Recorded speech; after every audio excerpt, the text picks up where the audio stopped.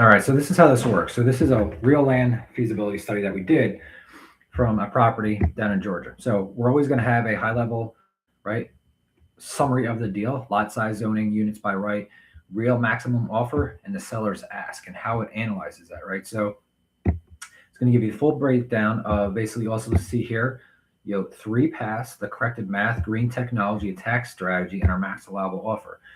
So they're asking 160, right? Our max we want to spend is basically saying backed by comps is that, right? So real max offer is going to have over here nice and neat, depending upon the variance approval for 5 to 6 units, 4 units by right only, supports right 75 to 85.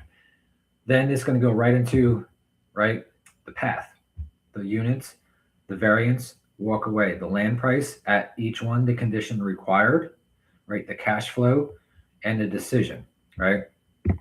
Uh, Here's the triggers for that. Seller won't go below in 10. Flood zone A confirmed. So things to keep in mind that's important. Then we're going to go right into the errors that it found. The max units by right. Here, the net usable acreage after 20% open space is the formula. You're kind of hitting the wall at 4, right? Error 2, error 3. If we go traveling nurse, what's the actual comps for that? So that would be something that you want to keep an eye on, right? Density math, that changes everything. Renegotiate to max out 4 units by right. Basically, you have all your build costs, everything, income, NOI, all that broken down.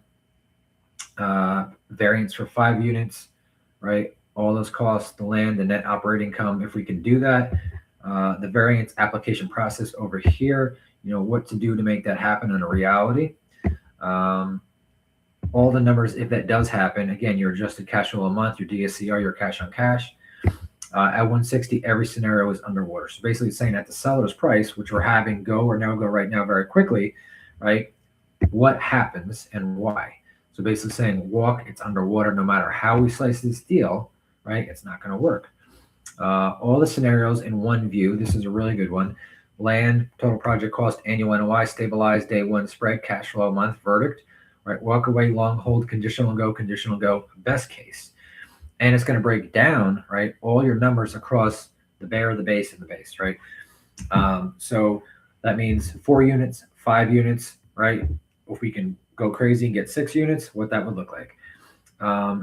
So we're not trying to aim for all the stars align. We're saying realistically, what do our cash flow, right, our NOIs, everything look like at what offer price? Does it make sense? Backed by comps, right? This is really good. This is basically green tech stack, 30,000 in recoverable build costs. Heat pump mini split, right? The installed cost, right? Your rebate in the state and the net cost, right? So how much does it cost to do this? Is it worth it? Smart Nest thermostats, right? Your net cost. Heat pump water, LED lighting packages, spray foam installation, EV charging outlet. So basically, federal tax credits for doing this is what we're going to get, right?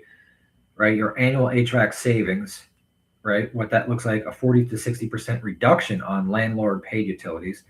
Total rebates credits, 30,000 across all 4 units. NOI impact plus 3,600 a year. Operating savings go straight to your NOI, right? So that's how we can start to see what is our highest and best use. How do we decrease our overhead or rent for more? How does this appeal to more buyers? And what's our payback period for doing so, right? What that looks like. The $11,000 decision that earns $4,200 a year. Furnishing a 3.2 to travel nurses standard, right, costs $11,000 and justifies a $350 month rent premium over unfurnished. That's a 2.5 right year payback, 2.6 year payback, then pure upside for the life of the asset, right? So 3 tax strategies. Property tax calculation, appeal income approach, cost segregation, bonus depreciation. If you do this and you build it, right, what are our tax savings potentially look like with a cost segregation year 1 deduction range, right? Estimated annual savings, everything broken down nice and neat. So how do we reduce, right, our personal tax and all that as well by doing this with a standard 27.5 year depreciation in year 1, right? What we did in minutes that sometimes costs $5,000, $10,000, $15,000 of feasibility, civil engineering, all that stuff. This will get you to go or no go very, very high with no prompting because it's got the elevated knowledge built in. So from here, you can just go into then stacking the puzzle of, stacking the pieces of the puzzle together. Area demographics, buyer demographics. What does the customer avatar look like? What are their expectations, right? If the seller holds this, if the seller carries 30%, if you want to model in your debt or equity structures then or raise money for this afterwards, you can. So that's the power of this. What we're doing now in what sometimes would take hours or days is now being done here in minutes. So any questions while you're watching this or post watching this, drop a comment. If you want to see a live demo on a deal you're working on, just comment, show me. We'll run a real live deal for you like this, whether it's a build to sell or a build to rent, a commercial. The asset class is irrelevant because we can do this across anything that we are looking at. Hope that helped, guys. Talk to you all soon.